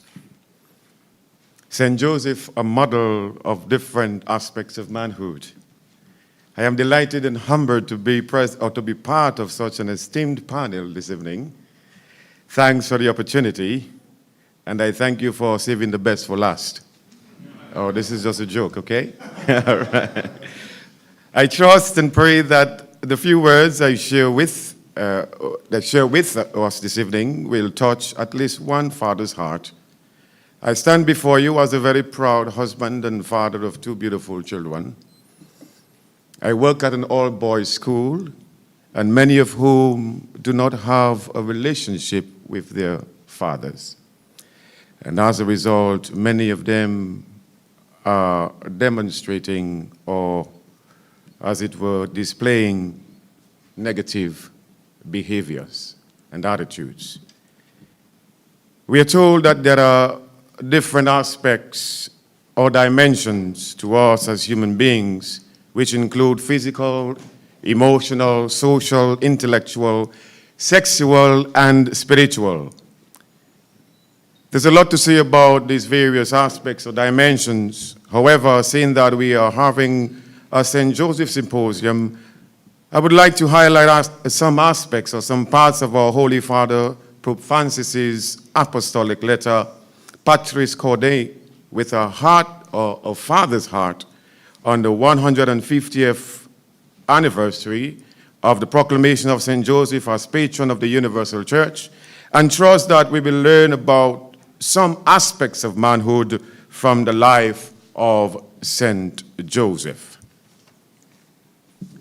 Blessed Pius IX declared him patron of the Catholic Church. Venerable Pius XII proposed him as patron of workers, and St. John Paul II as guardian of the Redeemer. St. Joseph is universally invoked as the patron of a happy death. Why such titles given to St. Joseph by the Universal Church? According to our Holy Father, Pope Francis, Joseph had the courage to become the legal father of Jesus, to whom he gave the name revealed by the angel. You shall call his name Jesus, for he will save his people from their sins. And so, one aspect of manhood I gathered from that already is that as a man, we should have courage. The ability to stand up for what is right, even if we may have to stand alone. As revealed in the Gospels, Joseph was a lowly carpenter betrothed to Mary. He was a just man, ever ready to carry out God's will as revealed to him in the law and through dreams. After a long and tiring journey from Nazareth to Bethlehem, he beheld the birth of the Messiah in a stable, since there was no place for them elsewhere. He witnessed the adoration of the shepherds and Magi, who represented respectively the people of Israel and the pagan peoples. Pope Francis also said that St. Joseph played an incomparable role in the history of salvation. In his apostolic letter, Pope Francis presents St. Joseph as a beloved father, a tender, loving father, an obedient father, an accepting father, a creatively courageous father, a working father, and a father in the shadows. And so I believe that one of the aspects of manhood that is very, very important is that as a man, we should be tender and we should be loving. But first, we have to love ourselves because we cannot give what we do not have. And so, for me, this is the greatest gift that I can give to my children, my family, the gift of love. And giving them the gift of love will enable them to become the best version of themselves. And so what Pope Francis said, this all speaks to the significant role that St. Joseph played in the life of the Holy Family of Nazareth. According to St. Pope Francis, as a tender, loving, and loving father, Joseph saw Jesus grow daily in wisdom and in years, and in divine and human favor. He taught him to walk, taking him by the hand. He was, for him, like a father who raises an infant to his cheeks, bending down to him and feeding him. In Joseph, Jesus saw the tender love of God. And I say, as men of faith, that as fathers as well, our children ought to experience the love of God through us. That's how they're going to know that our God is truly a God of love. I remember once hearing the story of a young man who said that he didn't believe that God is love because he never experienced love from his father. The only time his father would put his hand on him was to beat him. Never embraced him and show him how much he loves him, or told him that how much he loves him. And so, of course, in Joseph, Jesus saw the tender love of God. Our children ought to experience the love of God through us, a love that is sincere, a love that is chaste. Only when love is chaste, it is truly love. As a beloved father stated, Pope Francis in his apostolic letter, the greatness of St. Joseph is that he was the spouse of Mary and the foster father of Jesus. In his way, he placed himself, in the words of St. John Chrysostom, at the service of the entire plan of salvation.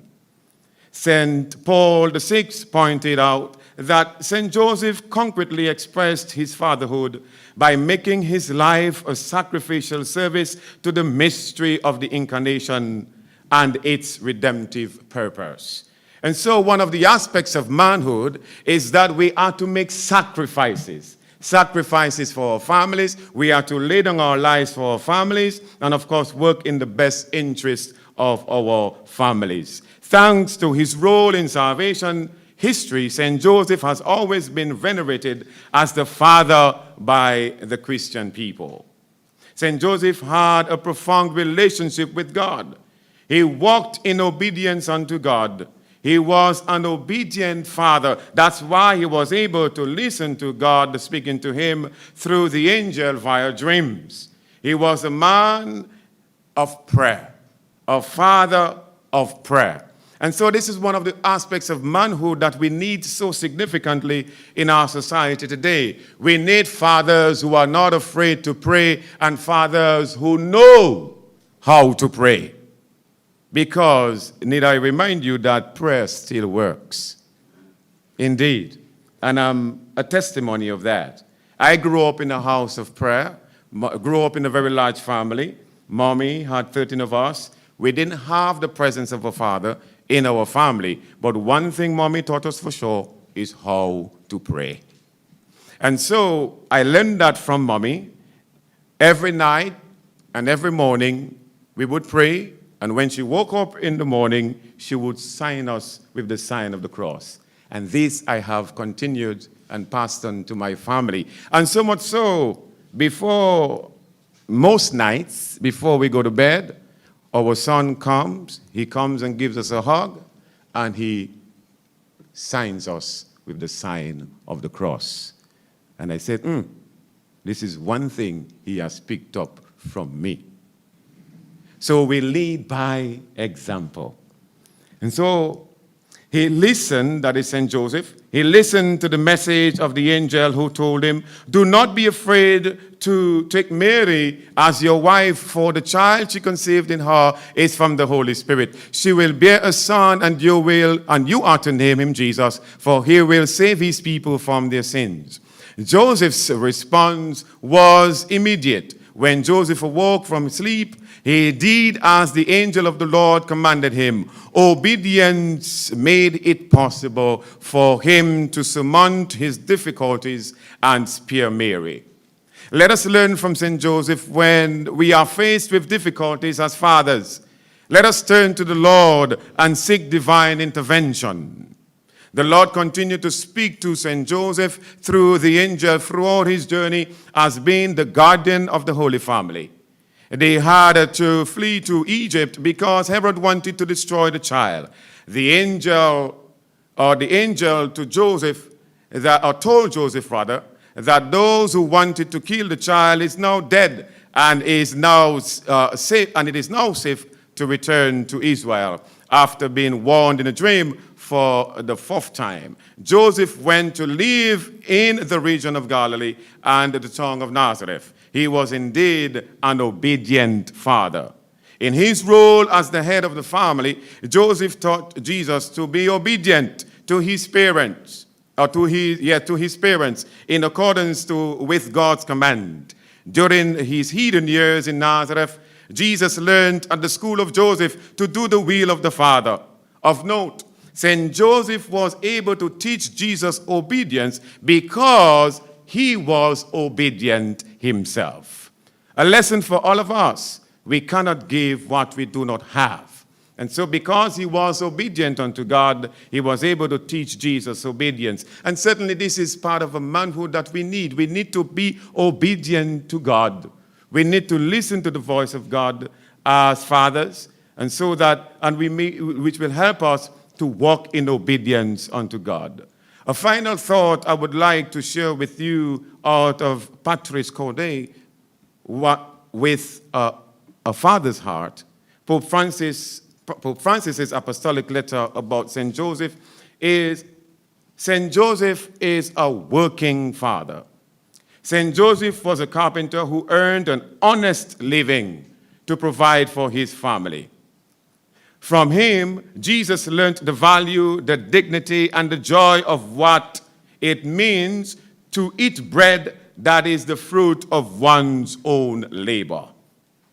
Pope Francis said in his letter, in our own day, when employment has once again become a burning social issue, and unemployment at times reaches record levels, even in nations for decades have enjoyed a certain degree of prosperity, there is a renewed need to appreciate the importance of dignified work, of which St. Joseph is an exemplary patron. And so one of the aspects of manhood, I believe, and as fathers, is that we ought not to be afraid to work. We're often told that by thy sweat of thy brow thou shalt eat bread. And so work adds dignity to the human being. Work is a means of participating in the work of salvation, an opportunity to hasten the coming of the kingdom, to develop our talents and abilities, and to put them at the service of society and the fraternal community. It becomes an opportunity for the fulfillment not only of oneself, but also of that primary cell of society, which is the family. Pope Francis continues to say, a family without work is particularly vulnerable to difficulties, tensions, estrangement, and even breakups. How can we speak of human dignity without working to ensure that everyone is able to earn a decent living? Working persons, whatever their job may be, are cooperating with God himself and in some way become creators of the world around us. The crisis of our time, which is economic, social, cultural, and spiritual, can serve as a sermon for all of us to rediscover the value, the importance, and the necessity of work for bringing about a new normal from which no one is excluded. St. Joseph's work reminds us that God himself, in becoming man, did not disdain work. The loss of employment that affects so many of our brothers and sisters and has increased as a result of COVID-19 pandemic should serve as a sermon to review our priorities. Let us implore St. Joseph the worker to help us find ways to express our firm conviction that no young person, no person at all, no family should be without work. Work adds dignity to the human being. In conclusion, according to Pope Francis, fathers are not born, but made. A man does not become a father simply by bringing a child into the world, but by taking up the responsibilities to care for the child or the children. Whenever a man accepts responsibility for the life of another, in some way he becomes a father to that person. Our world needs real fathers. We need real men, not Zaman. We need real men today in our society. And so our world, brothers and sisters, those who are listening to us, is in urgent need of God-fearing, obedient, tender-loving, compassionate, and hard-working fathers. Thank God for those who are, and we pray for more. If I may add a word to what Mr. Guy said, according to statistics out of the United States, statistics have shown that there are negative consequences of absentee fathers. Children growing up in a home where the father is absent, children are 5 times more likely to engage in illegal drug use and violent activities, 20 times more likely to drop out of school, 20 times more likely to end up in prison as teenagers, and 5 times more likely to commit suicide. We need good fathers urgently. And so I end with a prayer. Let us pray for the intercession of St. Joseph for our fathers and our families. Hail, guardian of our Redeemer, spouse of the Blessed Virgin Mary. To you God entrusted his only Son. In you Mary placed her trust. With you Christ became man. Blessed St. Joseph, to us too, show yourself a father and guide us in the path of life. Obtain for us grace, mercy, and courage, and defend us from every evil. Amen. Thank you.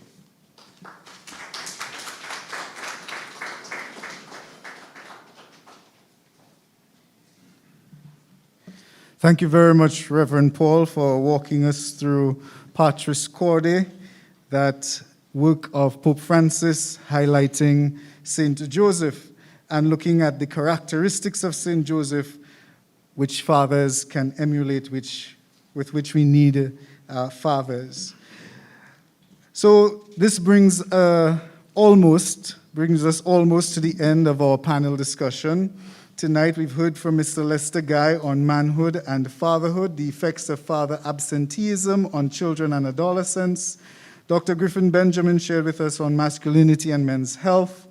Mr. Claude Weeks on masculinity and violence, the role of men in crime and violence prevention. And Reverend Deacon Jeffers Paul spoke on St. Joseph, a model of different aspects of manhood. The floor is now open to questions for our panelists, and I invite you to make your questions succinct. I think we've heard quite a great deal tonight. I was very cognizant that I am called a father, and I recognize from tonight that, well, I've always known it, but tonight has emphasized it a little more, that there's a great responsibility to carry when you have that title. So the floor is open to us. to ask any question, any clarification that we have from the panelists who just presented. Yes, we have 2 questions so far, so I invite you to please come to the microphone and to ask, just say who you are and ask your question.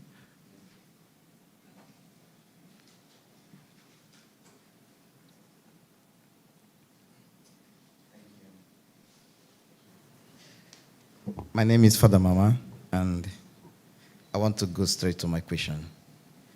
And my question is directed to the first presenter, which is Mr. Lester, yes. He talked about the effect of father's absence on the children and adolescents. And one of these effects, he says, is identity crisis, okay?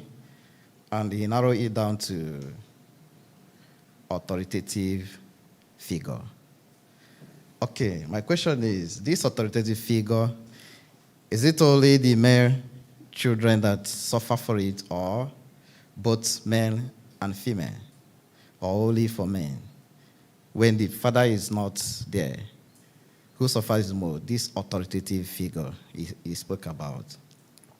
And then this authoritative figure, can it be translated or transferred from mother? If the father is not there, can it be transferred from mother to, can the male get it from mother? Because there are many people, for instance, thank God, the third presenter gave us a very wonderful testimony that he never met his father. And looking at him, you know, I don't think whether he suffered this crisis because he he's so authoritative. And then I saw him more, you know, he's a policeman, but I saw him more like evangelist. Okay? So he never met his father, but how come he survived this? How can we survive it? If I'm talking of authoritative figure that he spoke. Okay. Yeah, thank you.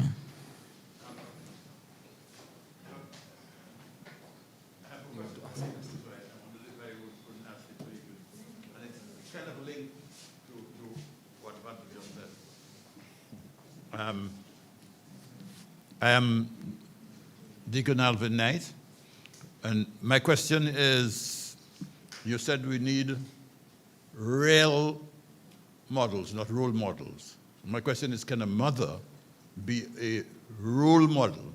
I ask this because I didn't have a father figure in my home, and my mother was my role model. I saw in her courage, I saw in her strength, I saw in her a person, although she was not educated, but who wanted others to be educated.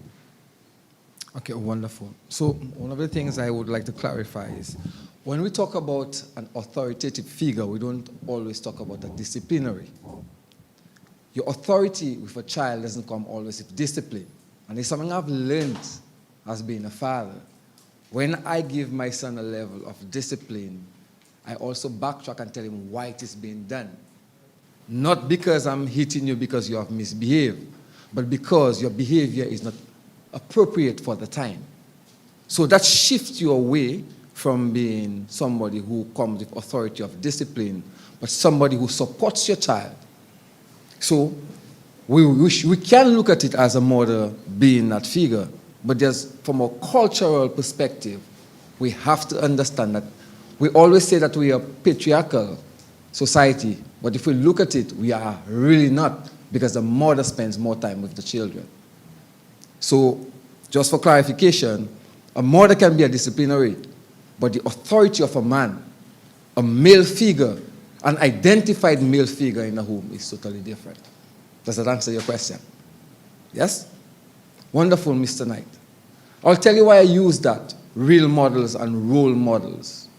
Growing up as a boy, everybody wants to be a minister. Everybody wants to be a lawyer. Everybody wants to be a police officer. These are the role models that we're taught. And you see, I'm putting it in quotation mark. But as we go older, we realize these role models that we try to make our children model to be are really not role models. Because some of the police officers, Mr. Wicks, are sometimes as much involved in the crimes.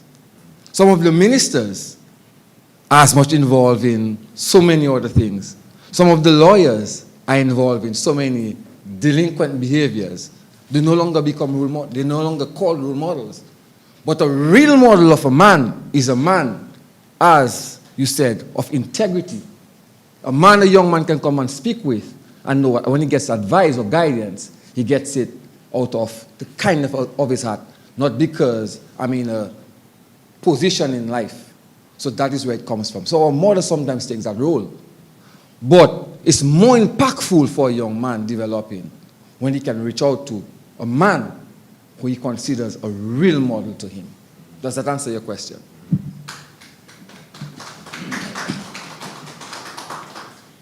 Thank you very much, Mr. Guy. Any other questions? Yes, we have 2 other questions. Please. All right, so it's for Mr. Guy again, not to put him on the spot. Father Shillenford, just to go to an area that you spoke of in terms of, well, it's kind of related to the biography of yourself, that you did a self-empowerment program with the Dominica State Prison, etc. So I'm wondering in terms of males, because my focus too is a lot on activism. The theoretics is nice and so on, and we do all the discussion, but real lives are being lost even as we're speaking. So in terms of looking at the remedial and also trying to see how we can deal more with the root cause rather than the symptoms, which we seem to always be responding to. So I'm thinking in terms of something along the lines of a program, maybe you can speak to, I don't know if you have had any experience in that area, but I thought maybe of something more along the lines of dealing with either, as we have the Big Brother programs and so on, maybe a quote-unquote Big Father program, you know, etc., that could be implemented here, and just see how that, as you say, can help our youth, help our men in particular, become the best version of themselves. Definitely. I think that is something, again, I'm working in health, and I work in the National HIV Unit, and I realize what we've been shifting away from all of these programs that we do being centered on administrative, where it becomes community-centered. So you get all your civil service organization, your faith-based organizations, as Mr. Wick said, your village councils, get them involved, because the impact of this work on the ground is a lot more impactful than if sometimes you have programs coming from World Bank, some World Bank project comes on, or some Global Fund program comes on. When we go back to the grassroots, we actually are able to identify and grasp the challenges that our young men have and know exactly how we're going to build from bottom up. Because a lot of times what happens, we're finding ourselves with the top to bottom approach, and it's not as effective. We are really dealing with the symptoms, not the root cause. I realize I'm more on the fire than anybody else, so I'll say that for me. We'll just take 2 more questions because we're very pressed for time. So. My question again to... Oh. Please take... personality. When is a personality formed, and in the absence of a father figure, can one's personality really be positive? Oh, definitely. Well, I mean, Mr. Knight just established that a minute ago, and Mr. Wicks established that. Your personality is formed when you are between 3 to 5 years. Now it changes. I mean, the process changes, yeah? But again, when your father is in your life, it helps to shape who you become. And we cannot argue that at any moment. I know Dr. Benjamin might add to that, yeah? But we also have to be aware that because our society is one that is dominated by women, I mean, most of us grew up in our homes with our mothers. And then you realize at some point we are at our mother's level, and one of the things I recognize adds a lot to violence, Mr. Wicks, and that's a theory that I have been looking at closely, especially when young men come. When young men reach at a certain age and they realize that my mother is no longer that disciplinary person, and I can be my own person, because the other young men that they may say, well, I'm man, I'm bad, I'm big, I'm bad. When they get a girlfriend, all of that, my mom is up there and I'm down here, shifts to the girlfriends that they get. And they actually do that, and you find they are depositing all that they was keeping in check on their girlfriends, and violence So this is about aggression, so this is about that. So again, yes, the authoritative figure do impact who you become. And that starts from that stages that I spoke about earlier. That does happen. Yes, I don't know if you want to add to anything to that. The question, can your mother be a real model for a man? Or can the absence of a father be a detriment to a girl? The answer to that is yes. Your mother can be a real model or a role model, if you use it traditionally. And if you take our own personal experience, despite all my training and all my practice, my behavior and attitude came naturally. What I tell people in my office and what I do are not always the same. What I do is what my father did. What I do is what my mother did to me. It just comes naturally. I just know I behave like my father. With my children, I have to stop and say, no. This may be not the right thing to do, and I then reflect. But in the absence of a father, it does not fit, or the absence of a mother, it does not fit. A woman has a child that is genetically mom and dad, right? She brings that child up, but that child behaves like the dad who's absent because it's genetically easy. And the mother despises the father who's absent. And that child behaves like that father, reminds her of this man who she doesn't really appreciate because he's not there and he's not good. So she immediately wants to snap this behavior out of this child. And as she does that, she traumatizes this child. So is it good that daddy is not there to say, no. The mother accepts her pattern of behavior as normal, but she does not accept the father who is gone as normal. So that child is struggling for an identity when that mother is disciplining her for just being herself. But if dad was there, dad would just put a hand on the shoulder and say, no, you're okay. You just have to snap out of it, Give her some time and she will learn not to shout or not to throw temper tantrums or not to behave like me. You don't like what I do? Okay, I don't like it myself, but I'm working on it. And so she will work on it also. But when dad is missing, that child is up for a lot of trouble. So it's not a good thing. And the consequences are dire in the absence of a daddy anymore. So the role model examples of Mr. Knight and others and Mr. Weeks, yeah, we turn out well, but it was harder for us without a real or role model that makes it naturally fit in. Good, we call that goodness of fit. It has to work out. It was meant to be like that, and it's not easy when it is not like that. Thank you very much. To be true to my word, I said we'd have one more question, so do we still have the question? Yes. We're almost out of time. All right. So thank you very much. Still, my question goes to the psychologist. Now, depending on my experience, can see the reaction of Mr. Weeks and call himself a miraculous child. And Deacon Knight as well, not having the experience of a father. I'm coming from a culture where the setting of really father figure is there, mother figure is there. Real family of 6, 4. Then my question is, the father is there, the mother is there, parents are really this formation we are looking for. But among the 6 siblings, or 5 siblings, the same training, different behaviors. Some children are even growing up, not even peer group can influence them. I mean, difficult for anybody to influence them. I see them growing and they will become what they are. And even among the 4 children or 6 children under the same formation, different makeup and succeeding in life. Like how we can see this life of the Weeks and the life of Deacon Knight. The father is not there. And they have been made.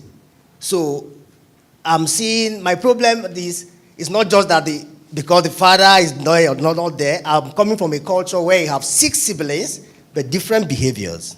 I don't know if I made my point clear. Thank you. So what is the cause of that? Excellent. I love that question. I'll tell you how I'm going to respond to it. And I can't remember if it was you, Dr. Benjamin, that used that example, but it's stuck in my mind for quite a bit of time. An incident.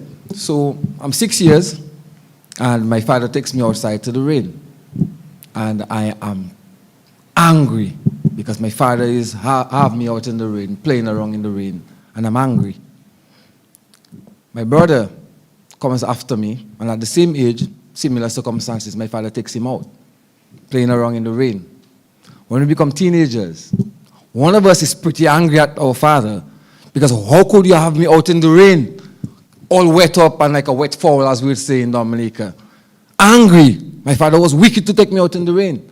But the other son says, I enjoyed being out in the rain with my father, spending time with my father, playing around. Remember we were little boys? Baby naked in the rain. 2 children. Same experiences. The perception of it is different. It may be because of so many factors. It may be because I got the cold after. I got the flu after my father took me out. So I'm angry because I got the flu and I missed my camp. That was my summer camp. The other one was like, that's the best memory I have of my dad. Even if we are genetically designed by our parents, we have to understand that we become our own people and our perception and interpretation of things are different. So we have to be open to the fact that children are always going to be different.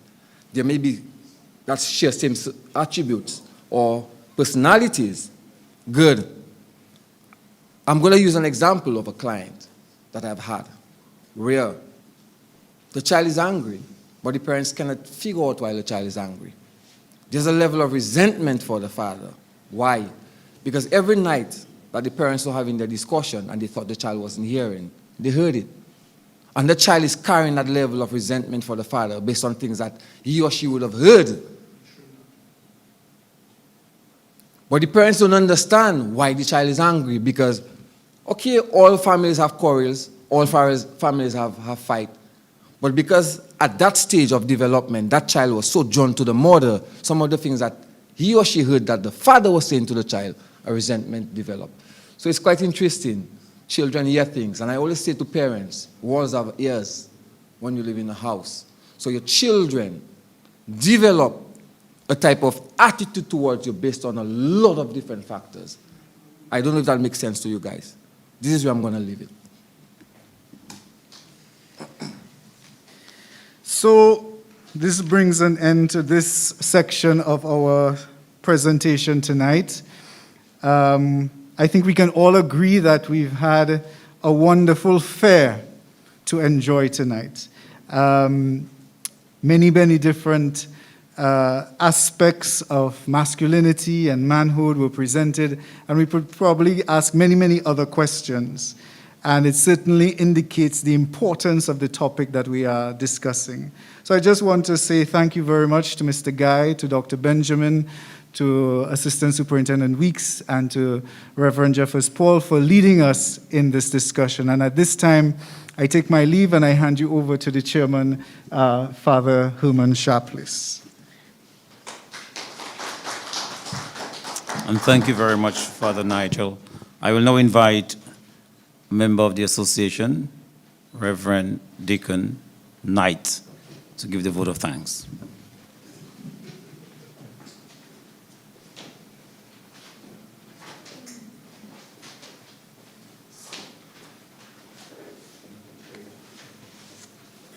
Well, thank you very much, Mr. Chairman. Most Reverend Gabriel Malzer, Bishop of Roseau, Father Sharpless, President of our association, and other members of the association, members of the clergy, Dr. Barry Kazimi, who is not here with us, but I'm sure it will pass on to him, and our panelists, Mr. Lester Guy, Assistant Superintendent Claude Wicks, Dr. Griffin Benjamin, and Deacon Jeffers Paul, we have a small group here, but a much larger group listening to us via the various media houses and social media platforms. So welcome to the end of the program.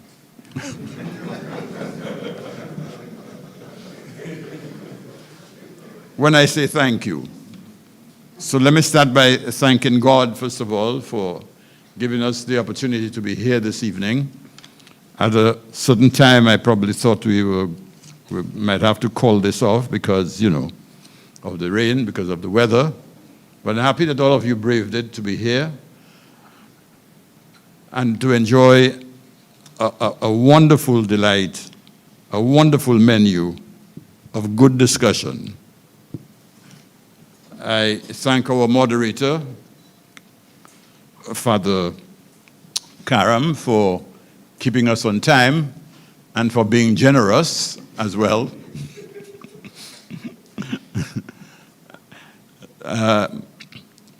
But I want to thank in a special way our panelists.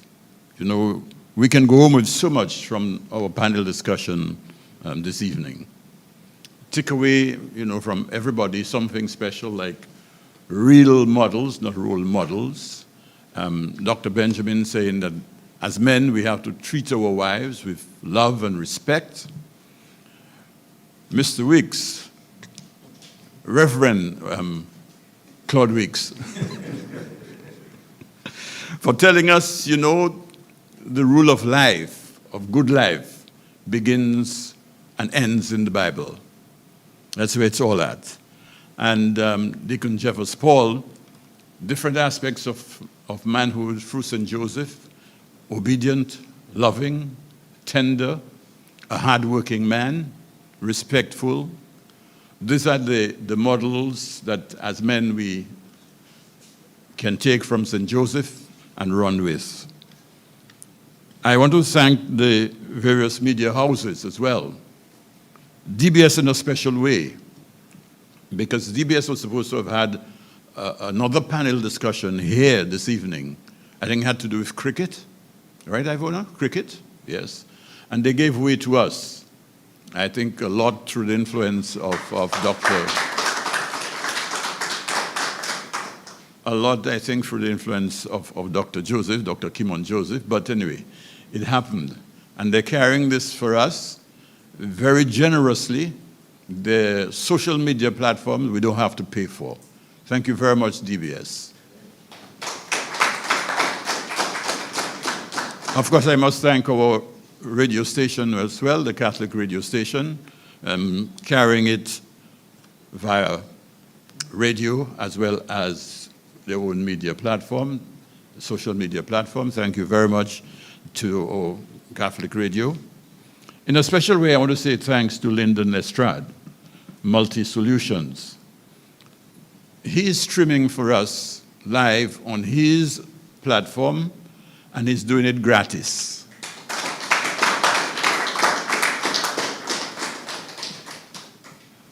Lyndon came here Wednesday, it was, to look at the setup, and he was here very early today, again setting up for us. The sound system is via Lyndon. So Lyndon, thank you very much, and may God bless you and your Media Solutions platform. I want to thank UE for helping us to put this together. I mean, from the time we spoke to Dr. Joseph just grabbed the program and ran with it. Dr. Joseph wrote the panelists. Dr. Joseph wrote the media houses. Dr. Joseph wrote all of the bios for each of the panelists, and she coached as well. Dr. Joseph is a very efficient individual, and I think you is very fortunate to have her leading the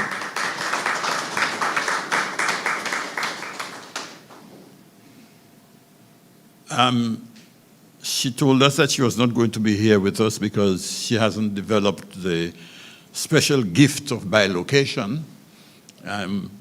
So, but she had another program that she couldn't just put off. But I'm sure that she's here with us in spirit. Her whole being is with the program. We were supposed to be at the Goodwill Parish Hall.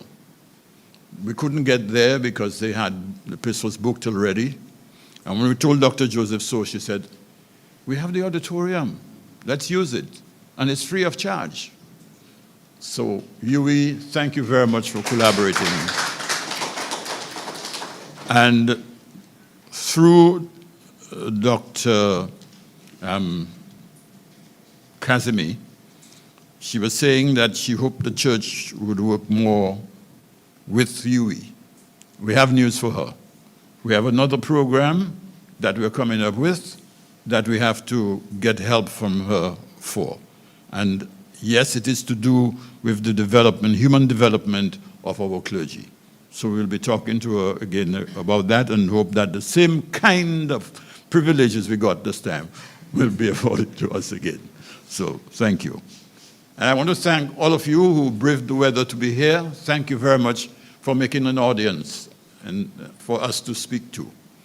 And of course, the persons listening on the radio and the social media platforms, thank you very much too for staying with us. And I'm sure you did enjoy what you had. So thank you, everybody, and get home safely, and may God bless you all. And so we come to the end of our symposium. God bless you, and thanks for being present.